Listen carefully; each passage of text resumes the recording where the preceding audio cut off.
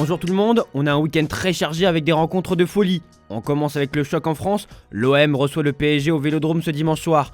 Le grand échiquier titre l'équipe ce matin. Pour le média français, ce match c'est un choc et deux styles.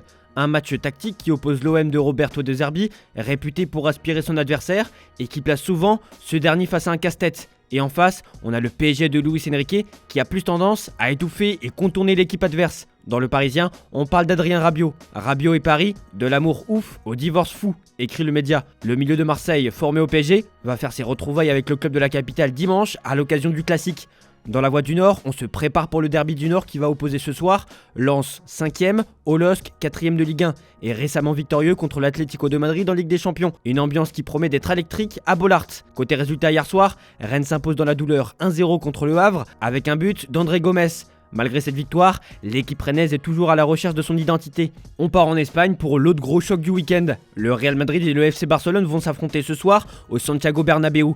Un classico en or, titre As ce matin. Le centre de l'univers, écrit Marca de son côté. Le média madrilène surenchérit en parlant d'un classico gigantesque. Le classico promet un duel spectaculaire avec 7 candidats au Ballon d'Or en lice, dont Vinicius, Bellingham et Mbappé. Pour Madrid, les options au milieu sont limitées avec Valverde et Bellingham assurés de débuter. Tandis que Modric, Tchouaméni et Camavinga se disputent 2 places restantes. Le Barça, privé de Ferran Torres, comptera sur un trident offensif avec Lamine Yamal, Lewandowski et Rafinha. Ce premier classico pour Mbappé et Flick mettra à l'épreuve la défense haute des Catalans et le jeu offensif d'Ancelotti tentera de contrer cette pression intense. Et justement ce soir, Kylian Mbappé est forcément attendu au tournant. Mbappé cherche sa première grande soirée, écrit Marca. Même son de cloche pour l'équipe. Mbappé, plus qu'un classico. L'attaquant est attendu comme jamais pour son premier choc sous les couleurs du Real Madrid face à un Barça dans une forme étincelante. Avant son premier classico, Zidane était très critiqué, explique José Luis Sanchez, spécialiste du Real Madrid. On reste en Espagne, mais comment est vu le classico côté catalan? Ce match est vu comme une fête avec le titre Viva la Vida, chanson réalisée par Coldplay en 2008 et très liée au FC Barcelone. Le Barça jouera d'ailleurs avec le logo du groupe de pop rock lors de cette rencontre. Avant ce match, Hansi Flick donne le ton. Il a exprimé son étonnement lorsqu'on l'a interrogé sur les critiques envers les arbitres diffusées par Real Madrid TV. Ce n'est pas correct de faire cela, a déclaré Flick, ajoutant qu'il valorise le travail difficile des arbitres et insiste sur le respect. Lorsqu'on l'a questionné sur d'éventuelles controverses d'arbitrage au Bernabéu, Flick est resté stoïque. J'y ai joué avec le Bayern Munich il y a longtemps et rien de particulier ne s'est passé. Pour Mundo Deportivo, ce match va être commandé par Vinicius Junior et Lamine Yamal. Pareil pour As qui parle d'un duel électrique entre les deux jeunes devenus des superstars mondiales. On a le grand favori pour le Ballon d'Or d'un côté et le jeune prodige du Barça de l'autre. Vini, c'est 8 buts et 5 passes D cette saison et Lamine Yamal, c'est 5 buts et 7 passes D. De son côté, le Barça ne craint pas Kylian Mbappé. L'attention est davantage portée sur Vinicius, selon Roger Saperas, journaliste pour la radio Racuno. Côté résultat hier, Séville s'est imposé 2-0 face à l'Espagnol. On quitte l'Espagne pour retrouver l'Angleterre. Rhys James émoussé, titre le Daily Mirror, qui met en avant un Enzo Maresca très ferme sur le leadership de son équipe. Le coach des Blues a admis que son équipe manquait de leader dans le vestiaire et a encouragé ses joueurs à prendre davantage de responsabilités. Il a critiqué publiquement le leadership de Rhys James, capitaine lors de la récente défaite contre Liverpool, déclarant que James est un gars réservé. Pep Guardiola, en fin de contrat avec Manchester City cette saison, se dit confiant quant à l'avenir du club, même en cas de départ. Il pourra choisir de quitter l'Etihad l'été prochain. Hugo Viana, le nouveau directeur sportif, devrait lui anticiper cette transition. La superstar de City, Kevin De Bruyne, serait entré en pourparlers avec le San Diego FC de la MLS au sujet d'un futur transfert. Selon Give Me Sport, le milieu de terrain belge préférerait un déménagement aux États-Unis plutôt que d'accepter les richesses de l'Arabie Saoudite s'il décidait de quitter la Première Ligue.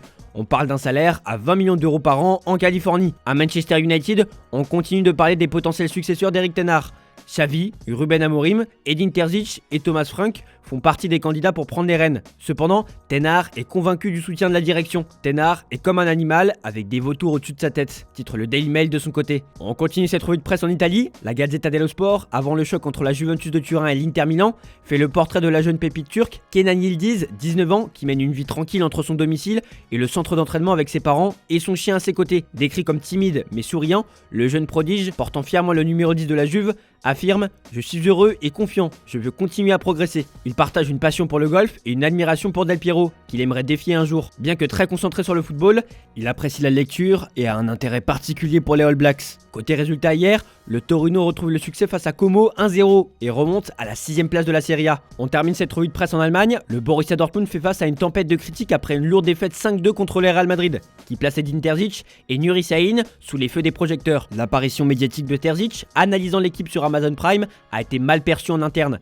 Cette apparence n'a pas été bien accueillie, rapporte Bild. Sahin, soutenu par le club, doit maintenant gérer les performances et la controverse autour d'Emre Can, critiqué par son manque d'efforts défensifs. Côté Bayern, le style défensif risqué de Vincent Kompany fait débat en Allemagne, notamment chez les dirigeants qui s'inquiètent de sa capacité à renforcer la défense. Son approche audacieuse pousse la ligne défensive à environ 44 mètres du but, dépassant même les 40 mètres de Tourelle et les 41 de Guardiola. Bild analyse les récentes défaites face à Aston Villa 1-0, Barcelone 4-1 et le match nul contre Francfort 3 buts partout, révélant de nombreuses erreurs individuelles et collectives en défense. Pour le résultat d'hier, Mönchengladbach s'est fait accrocher par Mayence, 1 but partout. Voilà, c'est tout pour aujourd'hui. Bonne journée à tous, merci pour votre fidélité. On se retrouve demain pour une nouvelle revue de presse sur Foot Mercato.